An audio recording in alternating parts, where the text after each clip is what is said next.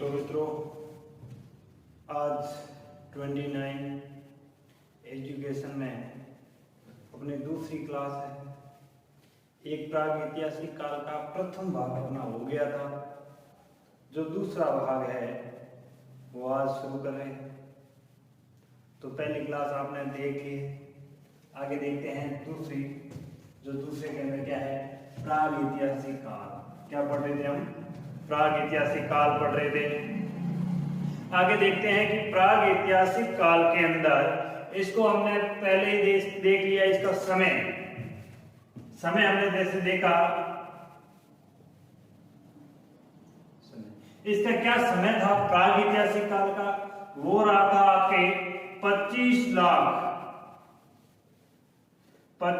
लाख से 3000 ईसा पूर्व। 3000 ईसा पूर्व का जो समय रहा वो समय था इसका। फिर इसको हमने पाषाण काल का, पत्थरों के औजार मिले थे और पत्थरों के औजार के अनुसार हमने देखा कि इसको मुख्य रूप से 3 भागों में विभक्त किया गया था। कितने भागों में? यानी प्रागैतिहासिक काल को ही पाषाण काल कहते हैं, लिखते हैं।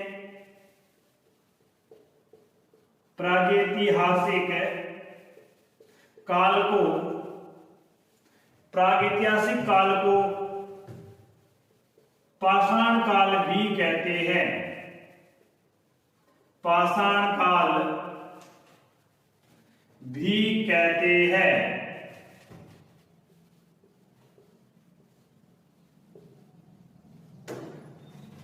पाषाण काल को पाषाण काल भी कहते हैं, प्रागैतिहासिक काल को। आगे देखते हैं कि इसको पाषाण काल क्यों कहते हैं। मैंने आपको बताया कि यहाँ पत्थरों के औजार मिले थे और पत्थरों के औजार मिलने के कारण इसे क्या कहते हैं? पाषाण काल कहते हैं। अब देखते हैं कि इसको जो उपकरण प्राप्त हुए, जो औजार प्राप्त हुए, वो अलग अलग प्रकार के औजार थे। उन्हीं औजारों के आधार पर, जो पत्थरों के जो औजार प्राप्त हुए थे, उन्हीं औजारों के आधार पर प्रागैतिहासिक काल को या पाषाण काल को मुख्यतः 3 भागों में विभक्त किया गया है। इसे प्राप्त औजारों के अनुसार,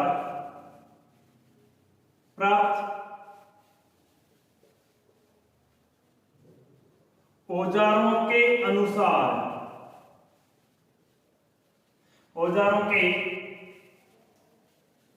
अनुसार मुख्यतः 3 भागों में, 3 भागों में विभक्त किया गया।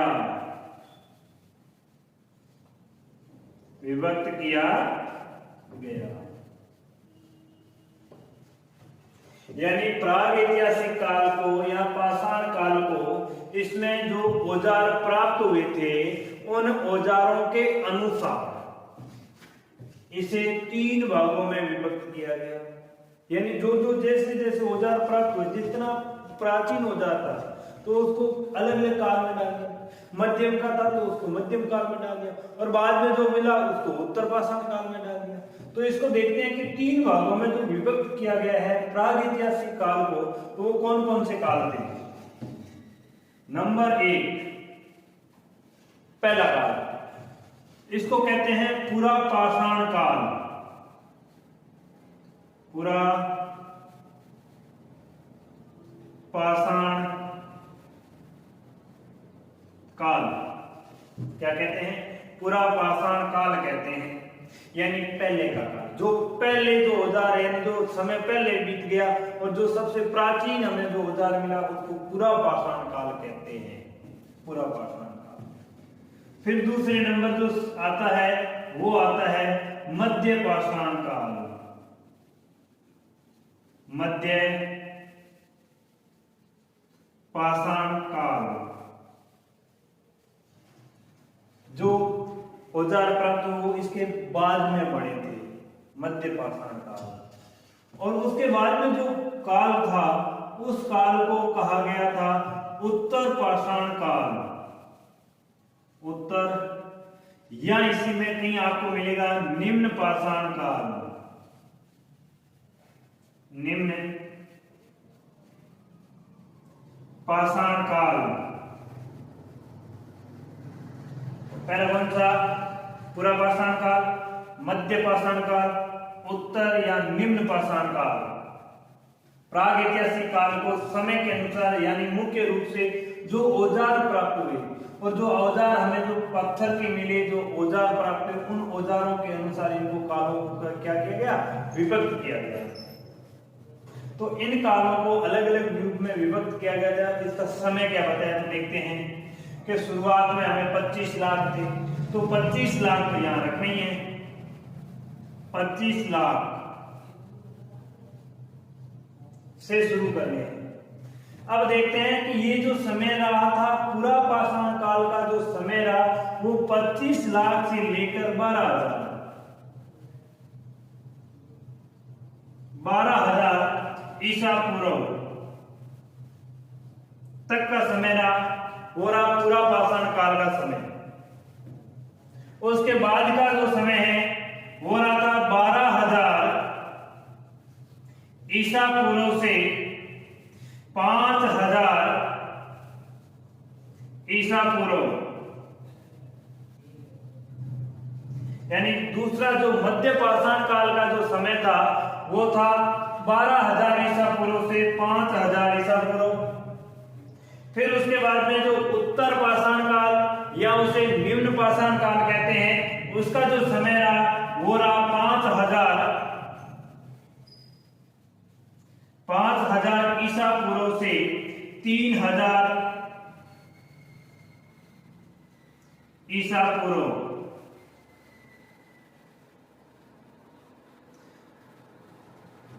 पूरा पाषाण काल का समय था वो 5 लाख से लेकर के 12,000, यानी सबसे लंबा समय। क्वेश्चन पूछा गया निम्नलिखित में से प्राग ऐतिहासिक काल या पाषाण काल का सबसे लंबा समय यानी लंबा काल कौन सा था? तो पहला क्वेश्चन अपने यहां से बनता है कि पूरा पाषाण काल का जो सबसे लंबा समय था वो पूरा पाषाण काल था, जिसका जो समय था वो था 25 लाख से लेकर 12,000 ईसा पूर्व। एक एक लाइन से क्वेश्चन बनता है। मध्य पाषाण काल का समय बताइए, तो मध्य पाषाण काल का समय रहेगा आपके 12,000 से लेकर के 5,000 ईसा पूर्व। फिर उत्तर पाषाण काल का समय या निम्न पाषाण काल का समय वो रहेगा 5,000 से लेकर 3,000 ईसा पूर्व। ये तीनों समय हैं जो पाषाण यानी पत्थरों के जो उपकरण प्राप्त हुए, उन्हीं उपकरणों के आधार पर इस पाषाण काल को या प्राग ऐतिहासिक काल को अलग अलग भागों में विभक्त किया गया। अलग अलग भागों में विभक्त किया गया। तो इसका स्क्रीनशॉट ले लीजिए।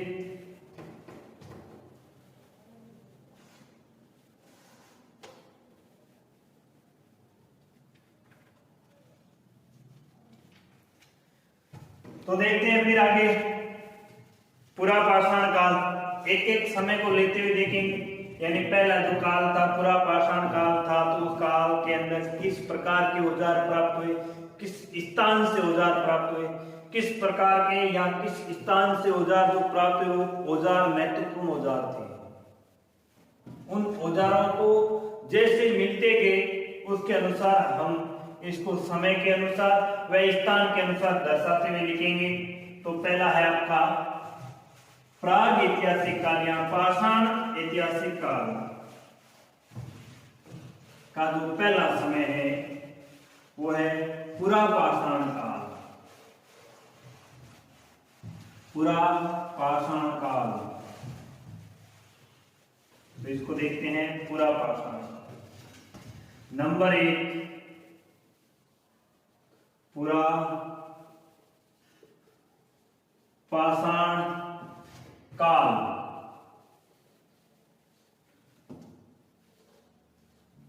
पूरा पाषाण काल, पूरा पाषाण काल का समय लिख लेते हैं। क्या इसका समय रहा? पहला इसका समय लिख देते हैं कि 25 लाख ईसा पूर्व से 12,000 ईसा पूर्व तक का समय रहा। पहली बात ये 25 लाख से 12,000 तक का जो समय रहा पूरा पाषाण काल रहा। दूसरे इसमें क्या देखते हैं कि यह सबसे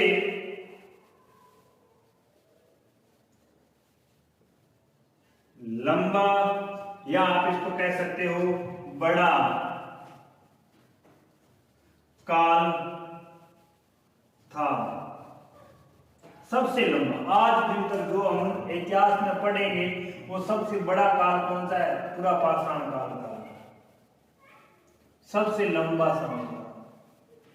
दूसरे नंबर, पूरा पाषाण काल के जो लोग थे वो लोग किस स्थान पर रहते थे? इसका कई बार क्वेश्चन पूछा गया है और ये इसका मुख्य कार्य क्या था देखते हैं पहले। तो पूरा पाषाण काल के जो लोग थे वो आखेट पर निर्भर थे।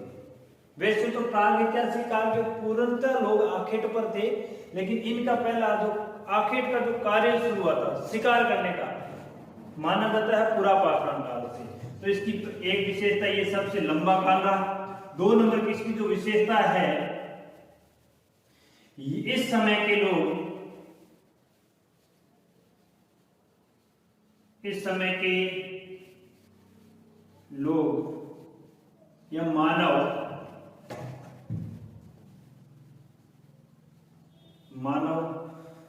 आखेट पर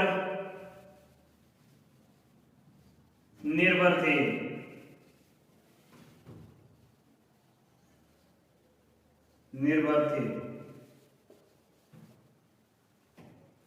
दूसरी आखेट पर निर्भर थे, बड़ा इंपॉर्टेंट। दूसरे नंबर आगे देखते हैं कि इस समय के जो लोग थे वो खाना बदोशी जिंदगी जीते थे। खाना बदोशी। तीसरी, कैसे खाना बदोशी देखते हैं कि इस समय के लोग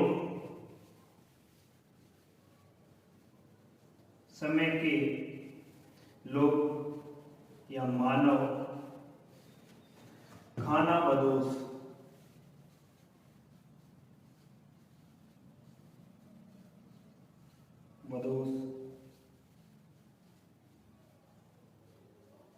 जिंदगी जीते थे।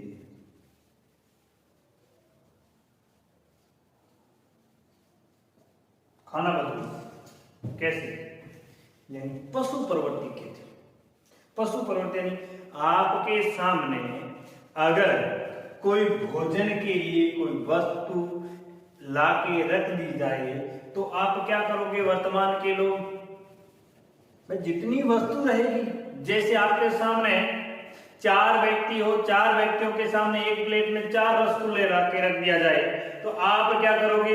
वर्तमान के लोग, सभ्य लोग हैं, वो क्या करेंगे? संख्या को देखते हुए रसगुल्ले पे हाथ डालेंगे। और अगर यही चीज पशुओं के सामने ले जाके रख दी जाए तो उसमें जो हट्टा कट्टा पशु होगा वो पहले खाएगा, दूसरों को भगाएगा। तो उस समय के जो लोग थे वो अपने खाना बदोश यानी पशु प्रवृत्ति के लोग थे, यानी अपना पेट भरने के बाद दूसरे का नंबर लग जाता। खाना बदोश यानी पशु प्रवृत्ति के लोग थे। आप इसके आगे लिख सकते हो कि प्रागैतिहासिक काल के या पूरा पाषाण काल के जो लोग थे वो पशु प्रवृत्ति के लोग थे। इस समय के लोग, इस समय के लोग पशु प्रवृत्ति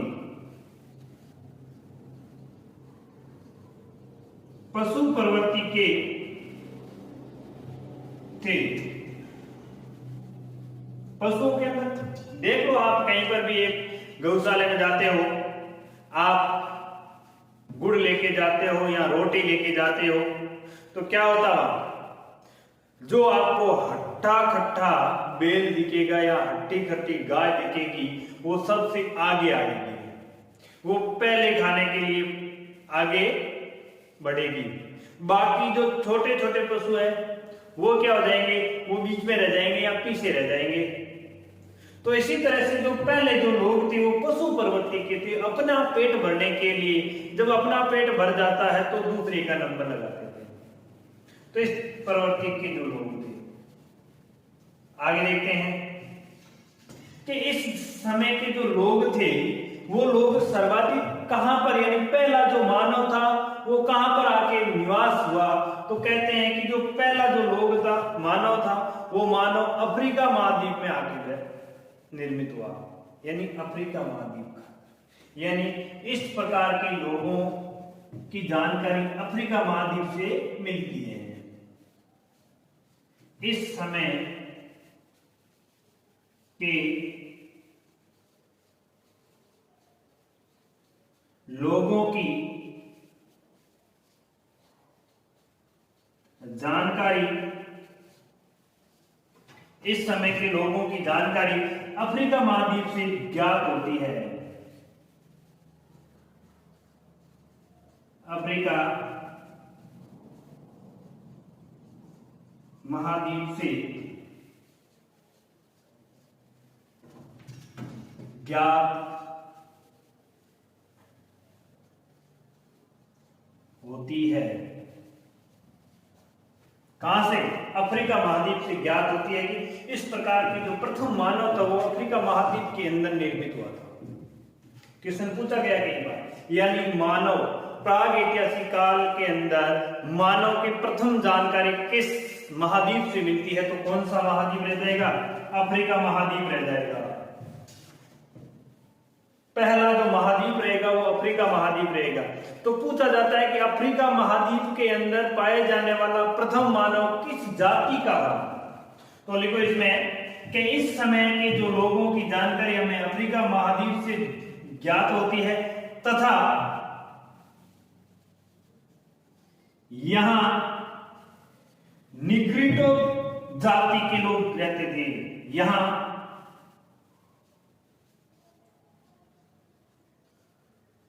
निग्रिटो जाति के लोग रहते थे। यानी वर्तमान में निग्रिटो, ध्यान रखना, क्वेश्चन यूपीएससी के अंदर पूछा गया है कि मध्य पाषाण पराग ऐतिहासिक काल के अंदर जो मानव, जो हमें मानव की अस्थियां प्राप्त हुई, वो अस्थियां किस जाति के, वर्तमान में किस जाति के लोगों से या किस जाति के मानव से मेल खाती है? निग्रिटो। क्वेश्चन पूछा गया, बड़ा इंपॉर्टेंट है, ध्यान रखना ये लाइन इंपॉर्टेंट लगा देना। क्या यानी इस समय के लोगों की जानकारी हमें किस महाद्वीप से मिलती है? अफ्रीका से।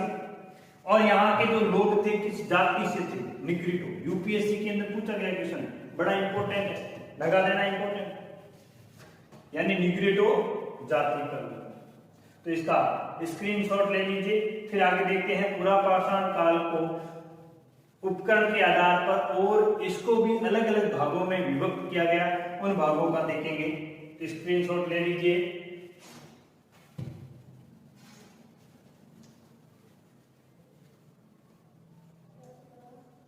हो गया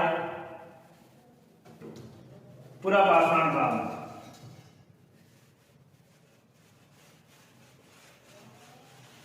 पूरा पाषाण काल को भी अगर देखा जाए तो उपकरणों के आधार पर अलग अलग भागों में विभक्त किया गया और उनके जो भाग है उन भागों से महत्वपूर्ण क्वेश्चन बनते हैं। निम्नलिखित में से कौन सा जो उपकरण है पूरा पाषाण काल का उपकरण है, कौन सा मध्य पाषाण काल का उपकरण है, इसको लेते हुए बहुत क्वेश्चन पूछे जाते हैं। तो पूरा पाषाण काल वो अलग अलग भागों में विभक्त किया गया है, तो वो देखते हैं कि कौन कौन से भाग है। तो इसमें जो पहला जो भाग आता है नंबर क्या लगा दूंगा। पूरा पाषाण काल को समय के अनुसार या औजारों के अनुसार अलग अलग भागों में विभक्त किया गया है, यानी मुख्यतः 3 भागों में। कितने भागों में? इसको भी 3 भागों में, 3 भागों में विभक्त किया गया है, में विभक्त किया गया है, विभक्त किया गया है। तो देखते हैं तीन भाग कौन कौन से हैं। बड़े इंपॉर्टेंट भाग है तीनों। जब आप इसको देखोगे कि आप पुराने क्वेश्चन को उठाकर देखोगे तो आपको लगेगा अरे यहां से क्वेश्चन उठे। तो देखते हैं तीनों भाग कौन कौन से। पहला पूरा पाषाण काल का है, पूरा पाषाण काल, यानी पूरा पाषाण काल। नंबर 2 पे ख, 2 पे है मध्य पूरा पाषाण काल, मध्य पूरा पाषाण काल, मध्य पूरा पाषाण काल। तीसरा जो आएगा वो आएगा उत्तर पूरा पाषाण काल, उत्तर, या इसी को कहते हैं निम्न पूरा पाषाण काल, निम्न पूरा पाषाण काल। ज्यादातर अगर कोई क्वेश्चन पूछे जाते हैं वो इनमें से पूछे जाते हैं। कौन सा समय के अनुसार पूछा जाएगा, एक चीज दे देंगे और पूछ लेंगे कौन से काल से थे। तो क्वेश्चन किस तरह से आएंगे, अपने प्रागैतिहासिक काल पूर्ण होते ही अपने क्या करेंगे, क्वेश्चन रखेंगे, एक एक क्वेश्चन सोल्व करेंगे, किस प्रकार के क्वेश्चन पूछे जाते हैं, उसमें क्या ऑप्शन रहते हैं, उनको कैसे तरीके से करना है। तो हम प्रागैतिहासिक काल होते ही आपके सामने क्वेश्चन रखेंगे, कौन कौन से क्वेश्चन कब पूछे गए, किस तरह से क्वेश्चन पूछे गए। तो देखते हैं इनका समय का, देखिए पूरा पाषाण काल का समय क्या रहेगा। तो आपके सामने समय है 25 लाख से 12,000 ईसा पूर्व, 25 लाख से 12,000 ईसा पूर्व। 25 लाख पहला जो समय आता है वो आता है 25 लाख से 25 लाख ईसा पूर्व से, ईसा पूर्व से 1 लाख ईसा पूर्व, 1 लाख ईसा पूर्व। 25 लाख से 1 लाख ईसा पूर्व जो समय आता है वो आता है पूरा पाषाण काल। पूरा पाषाण काल का जो समय आता है वो 25 लाख से 1 लाख ईसा पूर्व का समय है। तो आगे देखते हैं दोस्तों कैसे। तो अगला जो समय है वो आएगा 1 लाख से 40,000, 1 लाख से 40,000 ईसा पूर्व। ईसा पूर्व का जो समय रहेगा वो रहेगा मध्य पूरा पाषाण काल, मध्य पूरा पाषाण काल। समय क्या रहेगा 1 लाख से 1 लाख ईसा पूर्व से 40,000 ईसा पूर्व। आगे देखेंगे, मैं बताऊंगा कि इसको ईसा पूर्व के अंदर, जैसे भाई पहले 25 लाख था, 1 लाख कैसे हुआ, 1 लाख से 40,000 कैसे हुआ। तो ये भी आगे देखेंगे कि भाई इसको उल्टा क्यों देखते हैं, तो वो भी देखेंगे कि उल्टा क्यों देखते हैं। अब देखें उत्तर व निम्न पूरा पाषाण काल का समय वो रहेगा 40,000 ईसा पूर्व से 12,000 ईसा पूर्व। तो अपना क्वेश्चन समय को लेकर भी पूछा जा सकता है। पूरा पाषाण काल का कुल समय कितना था 25 लाख से 12,000 ईसा, और पूरा पाषाण काल के अलग अलग समय देख लेंगे। पूरा पाषाण काल का समय क्या था 25 लाख से 1 लाख ईसा पूर्व। मध्य पूरा पाषाण काल का समय क्या रहा था 1 लाख से 40,000 ईसा पूर्व। फिर उत्तर या निम्न पूरा पाषाण काल का समय क्या रहा तो रहेगा 40,000 से 12,000 ईसा पूर्व।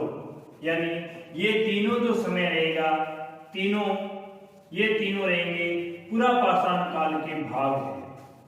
यानी पूरा पाषाण काल को भी समय के अनुसार या प्राप्त औजारों के अनुसार अलग अलग भागों में विभक्त किया गया है। ले लीजिए इसका स्क्रीनशॉट, लिख लीजिए, साथ में पेन और कॉपी अपने जरूर रखें, जो साथ साथ में लिखते रहेंगे। तो देखो इसका ले लो स्क्रीनशॉट, फिर आगे और करते हैं।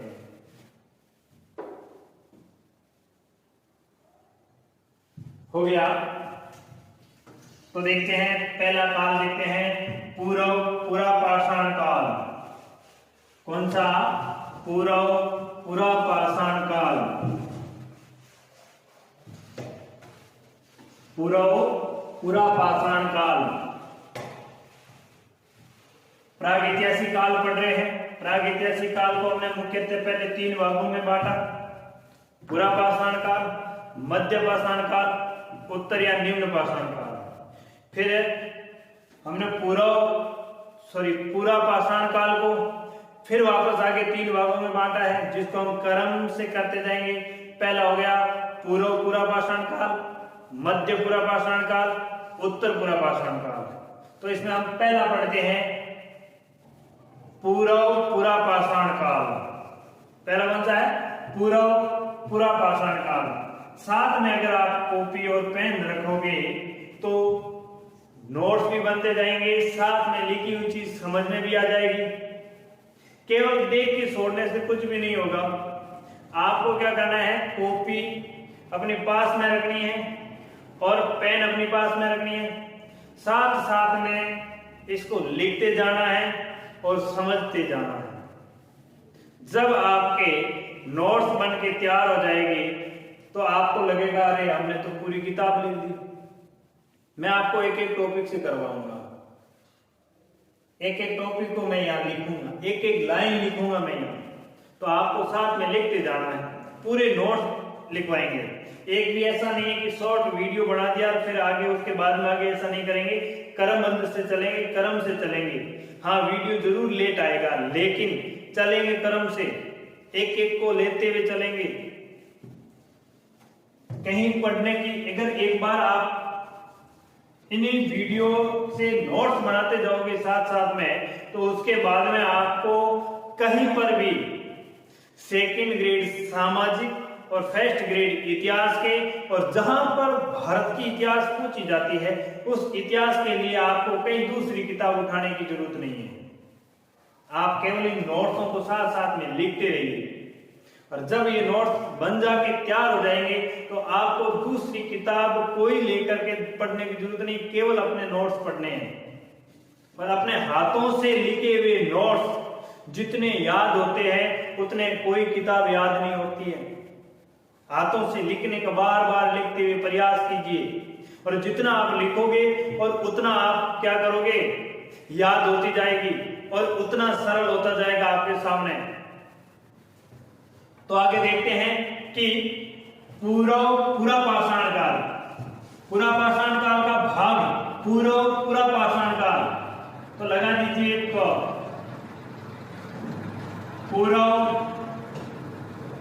पूरा पाषाण काल, पूरा पाषाण काल। इसका जो हमने समय लिखा है वो लिखा है 25 लाख से 1 लाख ईसा पूर्व। पूरा पाषाण काल का समय था वो था में 25 लाख से लेकर 1 लाख ईसा पूर्व। 25 लाख से 1 लाख ईसा पूर्व। अब देखते हैं कि जो पूरा पाषाण काल से जो हमें उपकरण प्राप्त हुए, कहां से उपकरण प्राप्त हुए, किस प्रकार के उपकरण प्राप्त हुए। तो प्राप्त उपकरणों के अनुसार अगर इसको हम देखते हैं, जिस स्थान से प्राप्त हो उस स्थान को लेकर अगर देखते हैं तो इसको मुख्यतः 2 भागों में विभक्त किया गया है। कितने भागों में? 2 भागों में।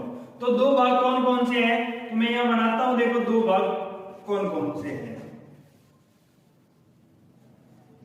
यानी जो उपकरण प्राप्त हुए किस स्थान से प्राप्त हुए हैं, कौन से उपकरण प्राप्त हुए, उस उपकरणों को लेकर अगर हम देखते हैं तो देखते हैं पहला जो आता है, जो भाग आता है वो आता है चापा चॉपिंग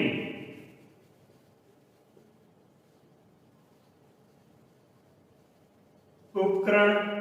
और जैसे समय ये उपकरण चले तो हम इसको कह सकते हैं चापा चॉपिंग उपकरण संस्कृति।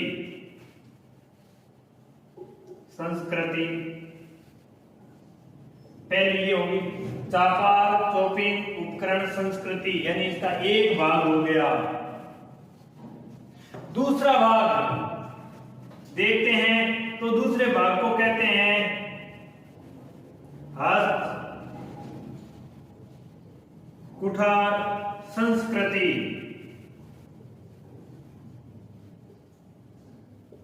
तो इसको मुख्य रूप से जो उपकरण प्राप्त हुए उस उपकरणों के अनुसार कितने भागों में बांटा है, पूरा पाषाण काल को 2 भागों में।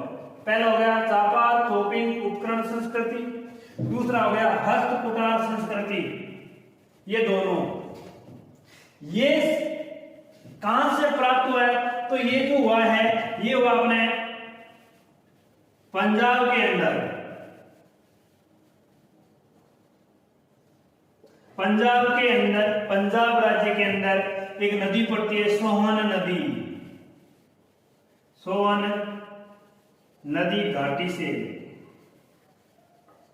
कहां से प्राप्त हुआ, पंजाब के अंदर स्थित सोवन नदी है, उस सोवन नदी घाटी से प्राप्त हुआ चापा चॉपिंग उपकरण संस्कृति। अब जिस क्षेत्र से ये प्राप्त हुआ सोवन नदी से, तो क्वेश्चन पूछा जाता है कि इसको किस और नदी घाटी संस्कृति से जानते हैं, सोन नदी घाटी संस्कृति। यानी इसे सोहन नदी घाटी संस्कृति भी कहते हैं,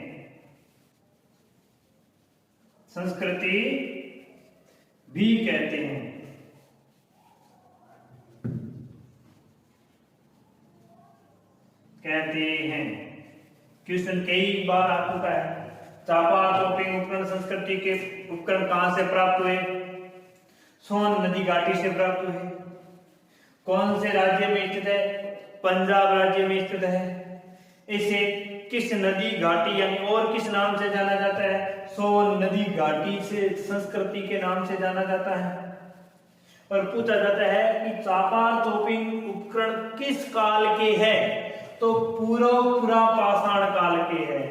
कौन से, पूरा पाषाण काल से चापा चॉपिंग उपकरण संस्कृति पंजाब के सोन नदी घाटी से प्राप्त हुई थी, इसलिए इसे सोन नदी घाटी संस्कृति भी कहते हैं।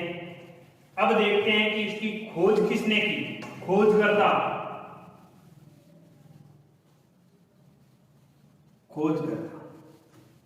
इसकी जो खोज की है वो खोज करता है D.N.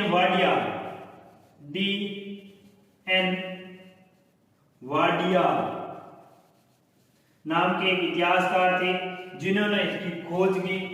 और ये खोज की कब, ये क्वेश्चन आया हुआ है कि चापा चॉपिंग उपकरण संस्कृति की खोज D.N. वाडिया द्वारा कब की गई, तो ये की गई, लिख दो 1928 ईस्वी में, 1928 है ईस्वी में।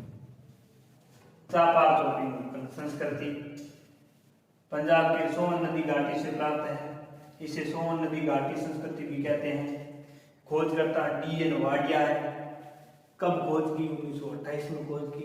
इसका समय कौन सा था, पूरा पाषाण काल। कब, 25 लाख से 1 लाख ईसा पूर्व। अब देखते हैं हस्त कुठार संस्कृति। कौन सी, हस्त कुठार है संस्कृति। अब देखो हस्त कुठार संस्कृति का मतलब, हस्त का मतलब हाथ, कुठार का मतलब है कुल्हाड़ी। हाथों से चलाने वाली, पत्थर से निर्मित कुल्हाड़ी वाली संस्कृति को हस्त कुठार संस्कृति कहते हैं। इसको हैंड एक्स संस्कृति भी कहते हैं। इसे हैंड एक्स संस्कृति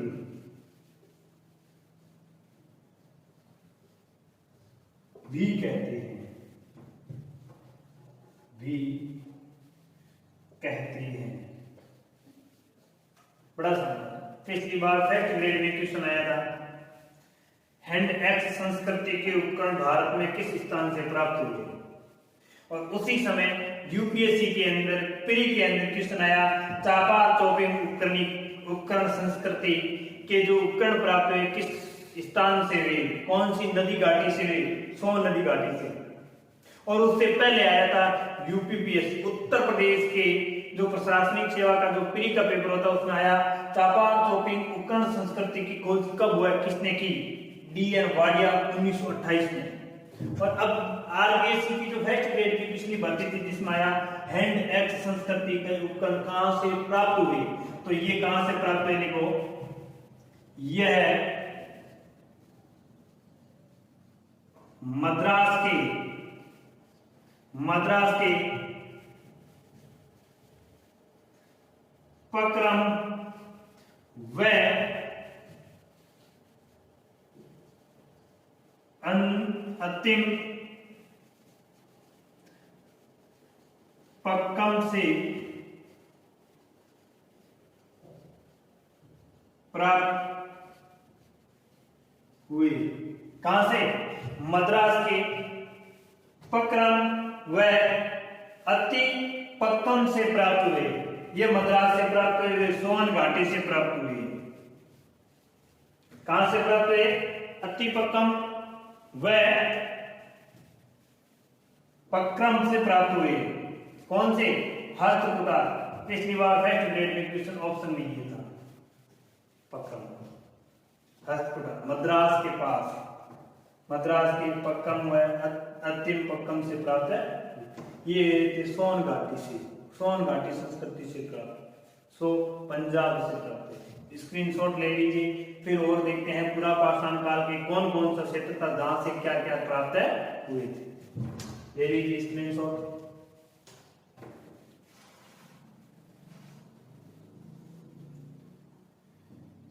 एक और देखो कि हस्तकुटा संस्कृति के अंदर जो उपकरण प्राप्त हुए थे, कौन कौन से उपकरण प्राप्त थे, तो इसमें एक तो आ जाता है, पूछा जाता है कौन सा प्राप्त होता है, एक हस्तकुटा, हस्तकुटा नंबर 2 हस्तकुटा, नंबर 2 खड़ग, खड़ग इसको कहते हैं गंडासा, क्या कहते हैं, गंडासा। और एक 3 नंबर पे यानी 2 चौपिंग, ये पूछा जाता है। इसकी अब स्क्रीनशॉट ले लो दोबारा और लिखो दीजिए।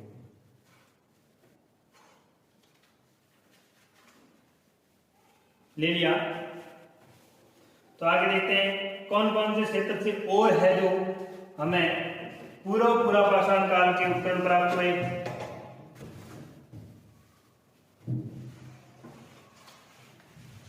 पूरा पाषाण काल के उपकरण, हाँ धीरे जरूर चल रहे हैं अभी, क्योंकि थोड़ा सा ये जो प्राग ऐतिहासिक काल है या आद्य ऐतिहासिक काल है, इसको थोड़ा सा आप धीरे से समझोगे तो वापस जब भी पढ़ोगे समझ में आ जाएगा।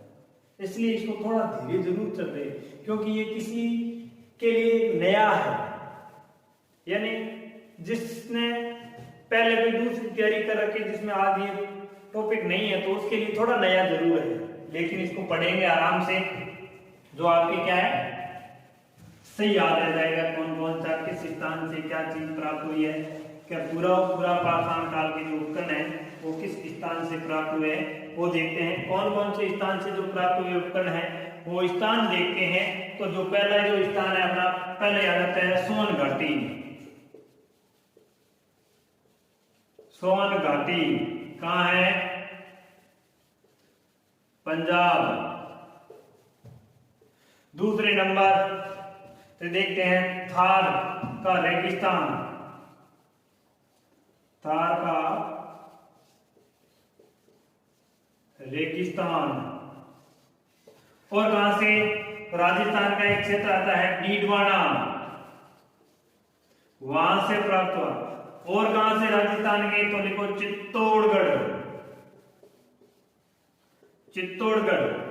ये सब कहां आ जाते हैं? ये आते हैं राजस्थान के अंदर। कहां है? राजस्थान के। पूरा पूरा पाषाण काल की स्थल है। फिर तीसरा नंबर का कहां से? तो ये तीसरे नंबर का बड़ा इंपॉर्टेंट है, वो है भीमबेटका की गुफा। भीमबेटका की गुफा, स्टार लगा दो, बड़ा इंपॉर्टेंट है। प्राग ऐतिहासिक काल या पाषाण काल में अगर पहले जो क्वेश्चन बनता जाता था वो बनता है भीमबेटका की गुफा से। किस तरह से? तो आगे हम देखेंगे इसमें से कौन कौन से क्वेश्चन पूछे जाते हैं। भीमबेटका की गुफा, और यहाँ कौन सी नदी के किनारे है? नर्मदा नदी घाटी।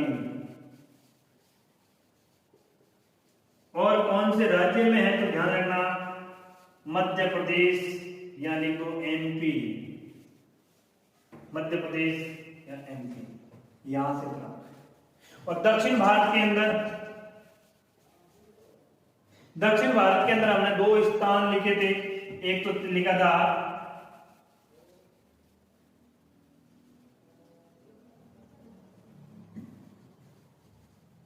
पलकम, और दूसरा था अंतिम पक्कम। ये दोनों कहां से थे? तो लिख दो मद्रास, यहां से, इसके पास से क्षेत्र था, वहां से इनको क्या मिला था कि ये पूरा पाषाण काल के उपकरण मिले थे। ये स्थान पूछे जाते हैं निम्नलिखित में से कौन से स्थान से पूरा पाषाण काल के उपकरण प्राप्त हुए? तो ये याद रखना। और विशेषकर राजस्थान के 3 क्षेत्र पूछे जाते हैं, थार का रेगिस्तान, डीडवाना और चित्तौड़गढ़। ये राजस्थान के बड़े इंपोर्टेंट है, जो पूरा पाषाण काल के उपकरणों से पूछे जाते हैं। अभी तक ऐसा कोई क्वेश्चन नहीं आया है, लेकिन आने की संभावना है। ज्यादातर जो क्वेश्चन पूछे गए हैं 1, 2 और 3 से पूछे गए हैं, यानी सोन घाटी पंजाब, भीमबेटका की गुफा, नर्मदा घाटी नदी एमपी, और पलकम व अंतिम पक्कम मद्रास से क्वेश्चन पूछे गए हैं। तो इनमें से ज्यादा पूछने की संभावना, अभी तक यहां तक आने की संभावना कम रही है। आगे देखते हैं, स्क्रीनशॉट ले लीजिए, फिर इनके बारे में थोड़ा और देखते हैं।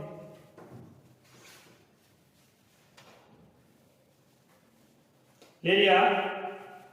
तो आगे देखते हैं कि इसमें जो मैंने आपको स्टार लगवाया भीमबेटका, नर्मदा नदी घाटी। तो यहां से क्या हुआ था कि यहां से गांव पड़ता है हथनोरा गांव। हाँ, यही आगे लिखते हैं, इसमें आएगा नहीं पूरा। भीमबेटका थोड़ा सा बड़ा इंपोर्टेंट है, देखते हैं कि भीमबेटका से क्या चीज मिली थी। भीमबेटका,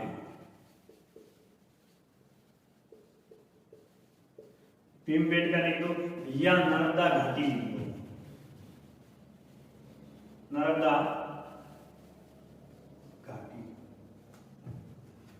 अब भीमबेटका व नर्मदा नदी घाटी का जो अपने खोज करता है,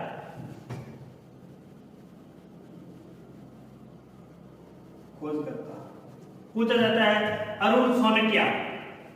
कौन है? अरुण सोनकिया। अरुण सोनकिया ने यहां की खोज की। कब की? ये भी 1928। कब की? 1928 में खोज की। तो नर्मदा नदी घाटी के अंदर एक गांव पड़ता है हथनोरा गांव। कौन सा गांव? हथनोरा गांव। इस हथनोरा गांव से मानव जीवाश्म प्राप्त हुआ, मानव जीवाश्म प्राप्त हुआ, यानी मानव जीवाश्म या मानव की अस्थियां, हड्डियां, मानव अस्थि प्राप्त हुई, मानव जीवाश्म प्राप्त हुआ।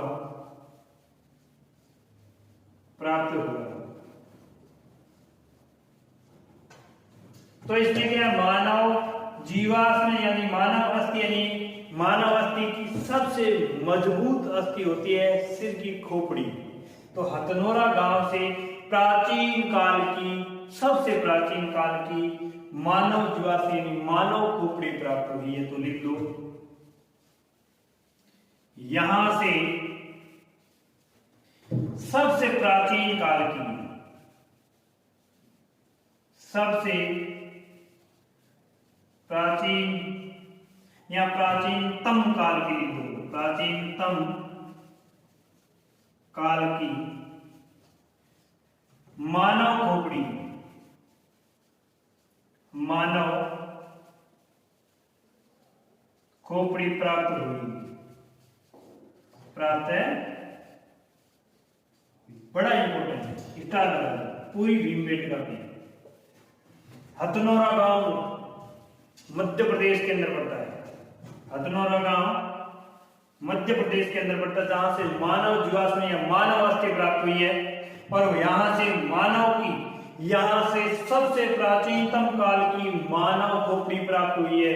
बड़ा इंपॉर्टेंट है, क्वेश्चन पूछा गया है कि मानव की सबसे प्राचीनतम जीवाश्म कहां से प्राप्त हुआ, तो कौन सी, नर्मदा घाटी से प्राप्त हुआ। क्वेश्चन ऑप्शन में वहां घाटी, नदी घाटी का, नर्मदा घाटी से प्राप्त हुआ मानव अस्थि।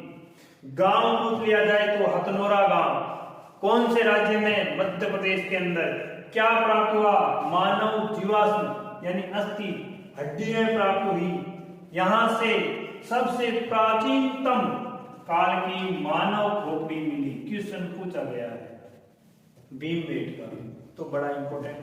पूरा पाषाण काल के 3 जो क्षेत्र है, हस्तकुटा, चापार चोपिंग सोन घाटी और भीमबेटका नर्मदा घाटी, जहां से मानव खोपड़ी प्राप्त हुई, बड़ा इंपॉर्टेंट है, स्क्रीनशॉट ले लीजिए।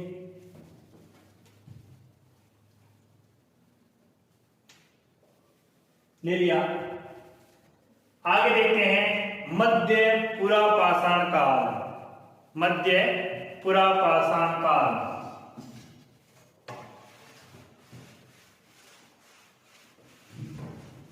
मध्य पुरा पाषाण काल देखते हैं, 2 नंबर लगाओ, देखिए पहले क ख, मध्य पुरा पाषाण काल, मध्य पुरा पाषाण काल। इसका जो समय है वो समय है, समय लिखते हैं 1,00,000 ईसा पूर्व से 40,000 ईसा पूर्व। कितना समय, 1,00,000 ईसा पूर्व से 40,000 ईसा पूर्व का जो समय है वो है मध्य पुरा पाषाण काल का समय। किसका समय, मध्य पुरा पाषाण काल का समय। तो अब देखते हैं कि मध्य पुरा पाषाण काल का जो समय था वो किस तरह का समय था। भाई इसमें क्या चीज प्राप्त हुई, किस प्रकार के उपकरण प्राप्त हुए, तो इस उपकरण के आधार पर हम इसको देखते हैं कि इस यहां से जो उपकरण प्राप्त हुए वो सलग आधारित थे। इस काल के उपकरण सभी पाषाण काल पत्थरों से निर्मित थे। इस काल के उपकरण थे वो सलग आधारित उपकरण थे, आधारित उपकरण थे। यानी जैसे जैसे समय बीतता गया तो उस पत्थरों के अंदर आकार में परिवर्तन करते गए, यानी उसमें क्या कर रहे थे, आकार में परिवर्तन। अब देखो एक यूं ही लेते हैं पत्थर को, यानी भाटे को यूं ही लेते हैं, तो उस भाटे से क्या करेंगे, जो लोग समझते नहीं, बच्चा होता, बच्चा उसे क्या करेगा, अपने क्षेत्र में देखते हैं कि वे बच्चे पहले यूं ही एक ले लेते हैं पत्थर, और उससे बड़ा अगर देखे बच्चा थोड़ा सा बड़ा हो जाए तो उस पत्थर का आकार में परिवर्तन करेंगे, तोड़ के इधर के तोड़ने से इधर से तोड़ेंगे, उसके आकार में परिवर्तन करेंगे। तो इसी तरह से मानव ने क्या किया, पहले यूं ही पत्थर ले लिया, फिर उसके बाद में सलग आधारित थोड़ा सा और उसमें रूप में परिवर्तन कर दिया, पत्थर के आकार में परिवर्तन कर दिया। तो इसमें क्या क्या और किया, तो उस पत्थर के आधार पर सलग आधारित पत्थर थे, इसलिए मध्य पुरा पाषाण काल को क्या कहते हैं, सलग आधारित उपकरणों वाली संस्कृति, यानी इस समय को, इस काल को, किसे, मध्य पुरा पाषाण काल को सल्क आधारित उपकरण संस्कृति भी कहते हैं। सल्क आधारित उपकरणों वाली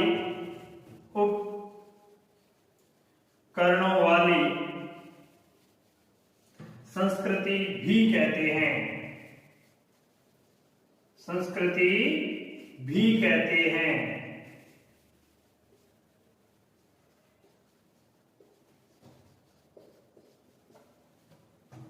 सलग आधारित उपकरण प्राप्त हो, इसलिए सलग आधारित उपकरण वाली संस्कृति कहते हैं। क्वेश्चन पूछा जाता है सलग आधारित उपकरण वाली संस्कृति का समय था मध्यपुरा पाषाण काल, किस समय को कहते हैं, मध्यपुरा पाषाण काल को या समय को कहते हैं। इसका समय 1,00,000 से 40,000 ईसा पूर्व रहता है। अब देखते हैं कि सलग आधारित इसमें जो उपकरण प्राप्त हुए वो उपकरण किस प्रकार के उपकरण थे, कौन कौन से उपकरण थे।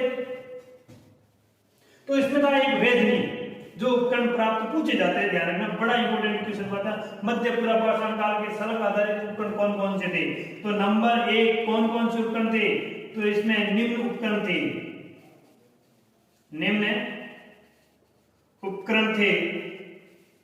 तो उसमें कौन कौन से उपकरण थे, तो पहला नंबर 1 वेदनी, नंबर 2 वेदक, और नंबर 3 खुरचनी। नंबर 3 कौन सा, खुरचनी। पहला वेदनी था, वेदक और खुरचनी, ये 3 प्रकार के जो उपकरण थे वो उपकरण थे सलग आधारित उपकरण। हम देखते खुरचनी, नाम सुनते ही पता चल गया इसका मतलब, इसके अंदर क्या था, थोड़ी सी धार दी गई पत्थरों को, थोड़ा सा तीखापन किया गया। वेदनी यानी वेद जो भेद सके किसी वस्तु को तोड़ने में, वेदनी। वेदक भेदने वाला, खुरचनी यानी थोड़ा सा तीखापन आया इन उपकरणों में, तो इसलिए इसको कहते हैं सल्क आधारित, या इसको कहते हैं सल्क आधारित उपकरणों वाली संस्कृति। कौन से समय को कहते हैं, मध्यपुरा पाषाण काल को कहते हैं। तो यहां जो ऐसे उपकरण थे वो उपकरण किस किस स्थान से प्राप्त हुए हैं, तो वो देखते हैं। पहले इसका ले लीजिए स्क्रीनशॉट, फिर आगे देखते हैं कि कौन कौन से स्थान से प्राप्त हुए हैं।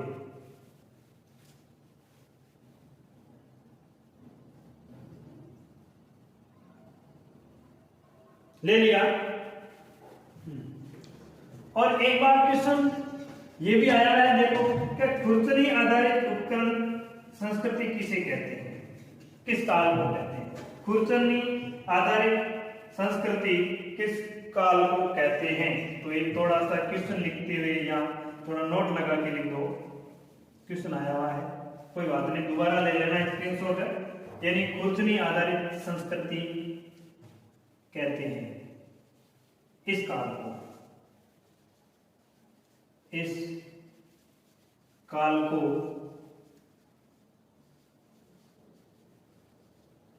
खुरचनी आधारित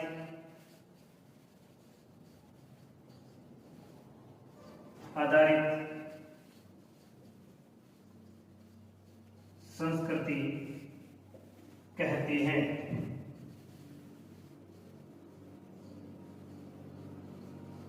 ये क्वेश्चन आया हुआ है, खुरचनी आधारित संस्कृति किस काल को कहते हैं?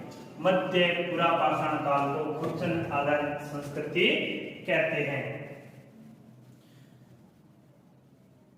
तो ये कहां से प्राप्त हुए थे, इसके इंपोर्टेंट क्षेत्र देख लेते हैं। किस स्थान से प्राप्त हुए हैं, क्या उपकरण प्राप्त हुए वो तो लिख लिया हमने, वेदक, वेदनी, खुरचनी। इसको खुरचनी आधारित संस्कृति भी कहते हैं। इसके कौन कौन से स्थल रहे थे वो स्थल देख लेते हैं कि भाई मध्य पुरा पाषाण काल के कौन कौन से स्थल थे वो देख लेते हैं। तो देखते हैं कौन कौन सा है, बड़ा इंपॉर्टेंट जो इंपॉर्टेंट है वो पूछे जाते हैं वो लिखते हैं। एक आता है, यहां लिख लेते हैं स्थल, निम्न स्थल, निम्न स्थल। निम्न स्थल में कौन कौन सा? नंबर 1 पहला ध्यान रखना, भीमबेटका तो है ही,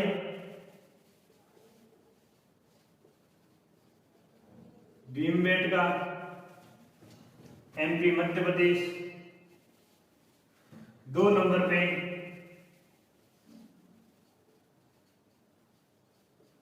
नेवासा, जानिए नेवासा, नेवासा का है महाराष्ट्र, महाराष्ट्र। नंबर 3 से एक आता है मिर्जापुर या सिंगरौली। सिंगरौली कहां है? सिंगरौली, मिर्जापुर, ये पड़ता है उत्तर प्रदेश। कहां पड़ता है? उत्तर प्रदेश। 3 क्षेत्र ये है। फिर अगला अपना राजस्थान का भी आता है। राजस्थान में एक आता है बेराट, कहीं बेरान भी मिलता है इसका नाम, बेरान। कदमली,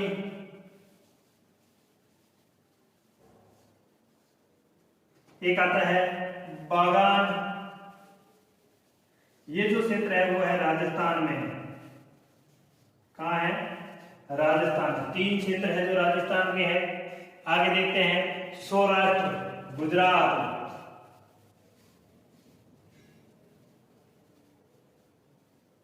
सौराष्ट्र, गुजरात। जो मध्यपुरा पाषाण काल के जो स्थल थे, बड़े इंपोर्टेंट स्थल थे ये, इनमें से ज्यादातर पूछा जाता है। एक यूपी का एक और है, अपना देख लो, यूपी का एक और है, या देख लो बेलन घाटी, बेलन घाटी, ये यूपी। ये थोड़ा सा लगा देना इसका क्वेश्चन। मध्यपुरा पाषाण काल का जो स्थल है, इन स्थलों से हमें क्या मिले? मध्यपुरा पाषाण के उपकरण मिले, औजार मिले, जो खुरचनी आधारित थे, सलग आधारित थे। वेदन, वेदक, वेदनी, खुरचनी, तीनों प्रकार के उपकरण मिले मध्यपुरा पाषाण काल के थे। समय क्या था? 1 लाख से 40,000 ईसा पूर्व का जो समय था मध्यपुरा पाषाण काल का था। स्क्रीनशॉट ले लीजिए।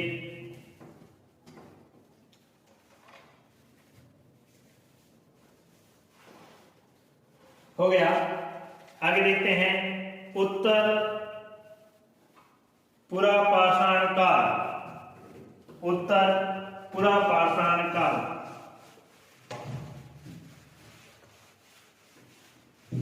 उत्तर पुरा पाषाण काल 3 नंबर का था, उत्तर पुरा पाषाण काल। ग, उत्तर पुरा पाषाण काल, या इसी को कहते हैं निम्न पुरा पाषाण काल, उच्च पुरा पाषाण काल, इसी को कहते हैं निम्न पुरा पाषाण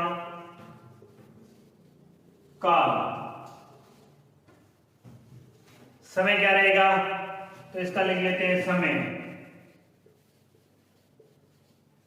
इसका जो समय रहेगा वो रहेगा 40,000 ईसा पूर्व से लेकर 12,000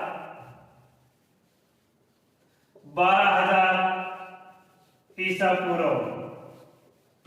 समय रह गया 40,000 ईसा पूर्व से 12,000 ईसा पूर्व।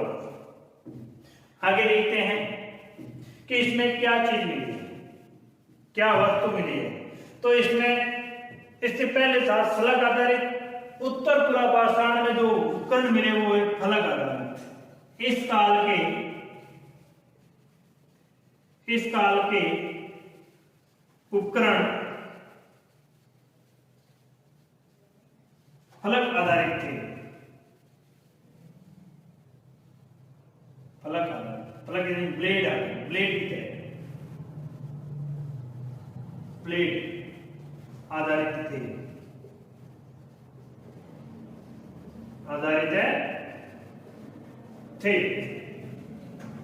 फलक आधारित। उस मध्य पुरापाषाण को हमने फलक आधारित था, जिसको फलक आधारित संस्कृति का, तो इसको क्या कहेंगे, फलक आधारित संस्कृति। इस काल को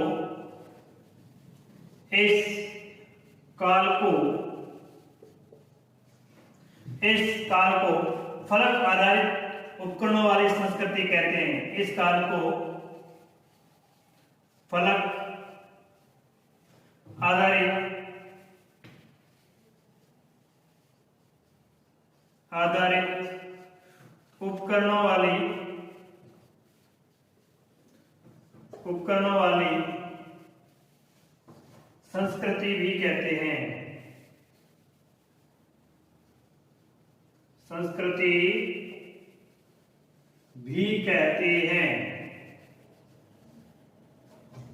फलक आधारित संस्कृति भी इसे कहते हैं। अब देखो कि उसमें जैसे मैंने आपको पहले कह दिया कि जैसे जैसे पत्थरों के अंदर क्या आकार में परिवर्तन हुआ, यहाँ आज के अंदर क्या हो गया, तीक्ष्ण यानी तीखेपन आ गया, तीक्ष्ण, यानी इसको फलक आधारित उपकरणों वाली संस्कृति भी कहते हैं तथा इस काल को तीक्ष्ण संस्कृति का काल भी कहते हैं। प्रारंभिक तीक्ष्ण, इस काल को तीक्ष्ण संस्कृति काल भी कहते हैं। तीक्ष्णी संस्कृति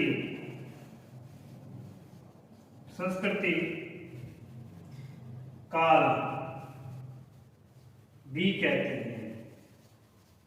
तीक्ष्ण संस्कृति काल भी कहते हैं। क्या कहते हैं, तीक्ष्ण संस्कृति वाला काल भी कहते हैं।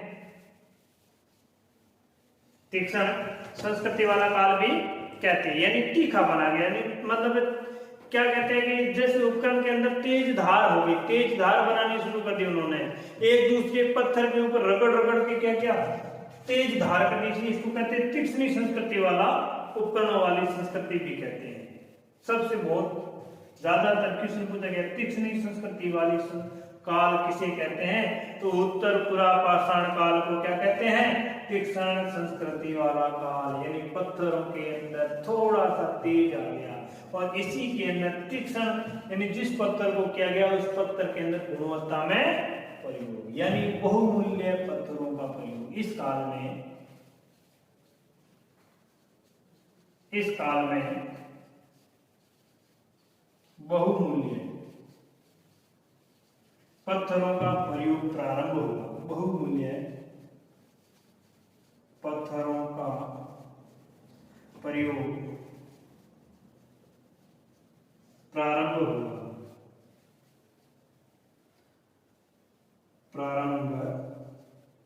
हुआ, यानी बहुमूल्य पत्थरों का प्रारंभ हुआ किस काल में, इस काल में।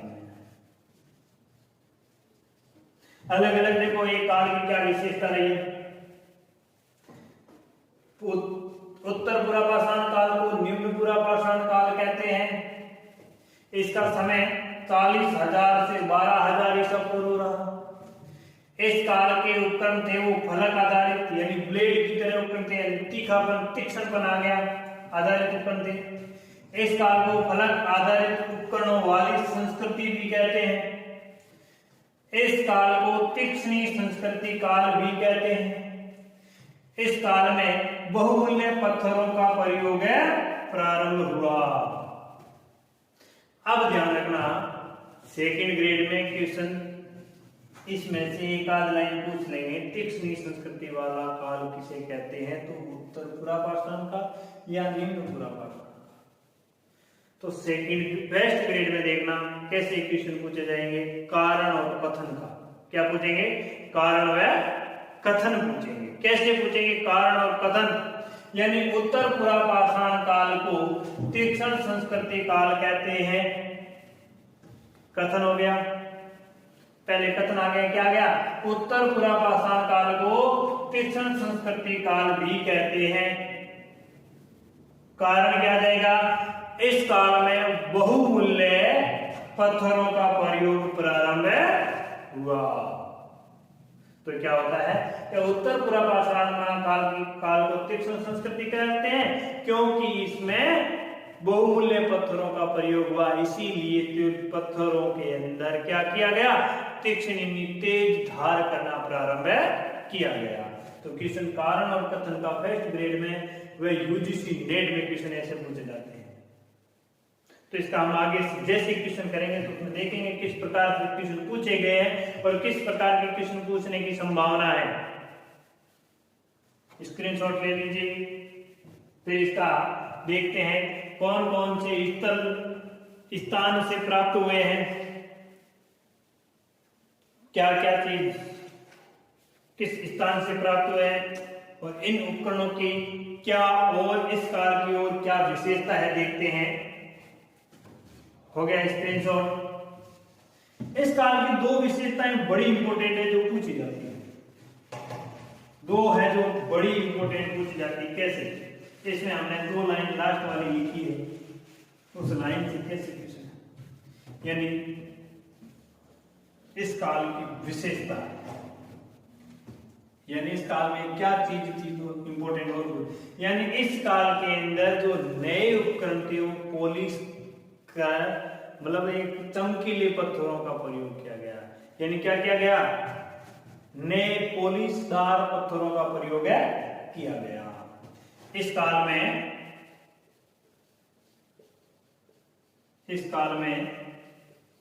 नए पॉलिशदार पत्थरों का प्रयोग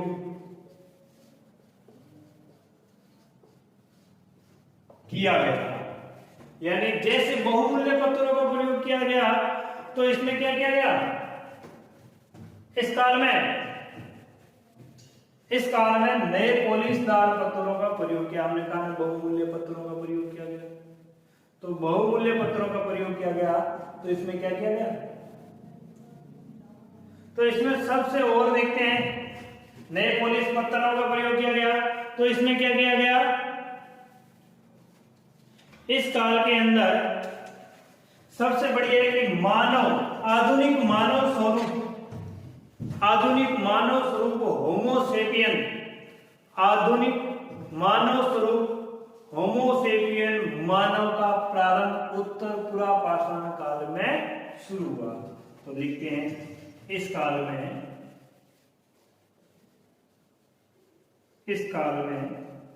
आधुनिक मानव स्वरूप होमोसेपियन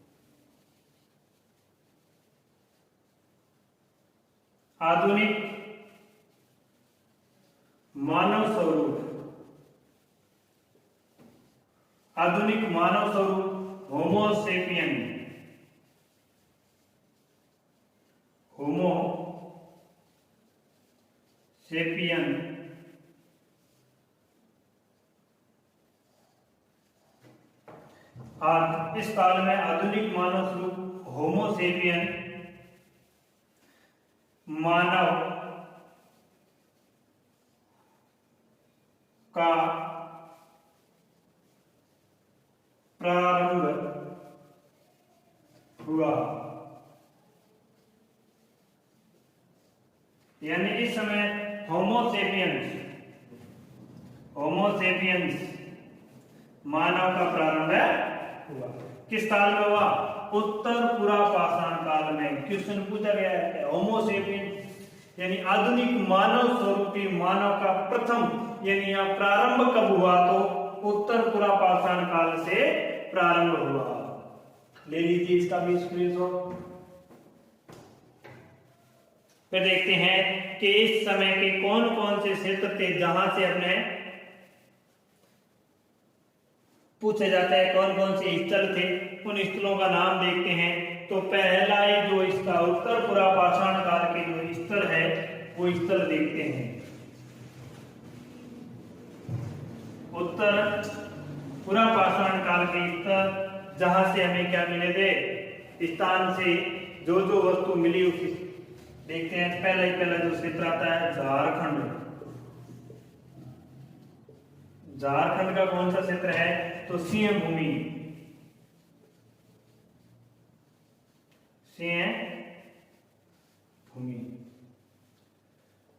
कौन सा? झारखंड का सिंह भूमि। फिर एमपी का मैंने आपको कहा है भीमबेटका सभी में आएगी। भीमबेटका। फिर आ जाएगा जादू गोरा मध्य प्रदेश का। और आ जाएगा बागोर क्षेत्र। कहीं बागोर घाटी भी आता है, ध्यान रखना बागोर है क्षेत्र। मध्य प्रदेश के कितने हो गए? 3 हो गए। फिर आते हैं महाराष्ट्र का कहां से? भदरणे, पुणे। एक आता है नासिक। 3 स्थान से प्राप्त हुए। फिर आंध्र प्रदेश का रेनीगुट्टा। आंध्र प्रदेश का क्षेत्र आता है रेनीगुट्टा।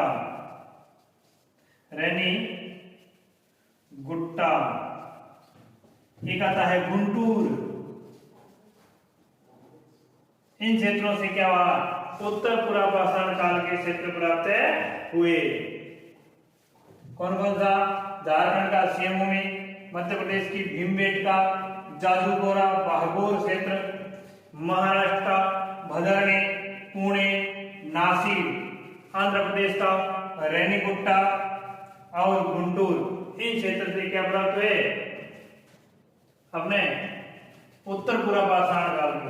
एक क्षेत्र और लिख दो इसमें, महाराष्ट्र में इनाम गांव। कहां से? इनाम गांव। इन क्षेत्रों से हमें उत्तर पुरा पाषाण काल के उपकरण प्राप्त हुए। आज हमने प्राग ऐतिहासिक काल का पहला काल पढ़ा है पुरा पाषाण काल। कौन सा? पुरा पाषाण काल, जिसको हमने 3 भागों में विभक्त किया। पूर्व पुरा पाषाण काल, मध्य पुरा पाषाण काल और उत्तर पुरा पाषाण काल। हमने अलग अलग क्षेत्र से जो जो उपकरण प्राप्त हो उस उपकरणों के आधार पर इसको हमने अलग अलग भागों में विभक्त किया। तो दोस्तों सबसे पहली बात यह है कि इनको समझने के लिए लिखना पड़ेगा। इतिहास है, इतिहास को लिखना पड़ेगा। जब क्रमबद्ध आप इसको लिखोगे और अपने हाथों के द्वारा बनाए हुए नोट्स पढ़ोगे तो सबसे ज्यादा समझ में आएगा। तो अगर पढ़ना है इस तरीके से तो आप क्या करना है? आगे से आगे अपने 29 एजुकेशन ग्रुप को अपने दोस्तों के साथ शेयर कीजिए, सब्सक्राइब कीजिए और अच्छा लगे तो कमेंट करके जरूर बताइए कैसा लगा, क्या चीज समझ में आई, क्या नहीं आई। आप उसको क्या करोगे, कमेंट के द्वारा भेजोगे। और सबसे पहली बात यह है कि अपने दोस्तों के साथ शेयर जरूर करें। धन्यवाद।